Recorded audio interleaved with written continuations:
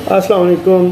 دنیا بھر میں 18 سے 24 نومبر anti microbial drug resistance awareness week کے طور پہ منایا جا رہا ہے۔ ایک وقت تھا جب کووڈ آیا اور لوگوں نے جی بھر کے اینٹی بایوٹکس کا استعمال کیا، جس میں سر فہرست جو تھی وہ ایزومیکس تھی۔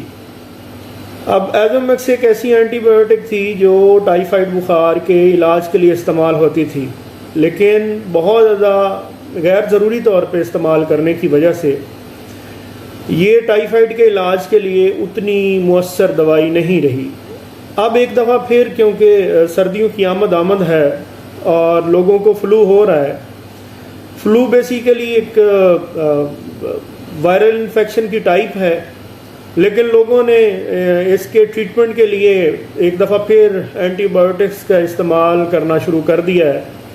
حالانکہ وائرل انفیکشن جو ہوتا ہے یہ اپنا لائف سائیکل پورا کر کے خود بخود ٹھیک ہو جاتا ہے اور اس کے لیے کسی بھی اینٹی بایوٹک لینے کی ضرورت نہیں ہوتی۔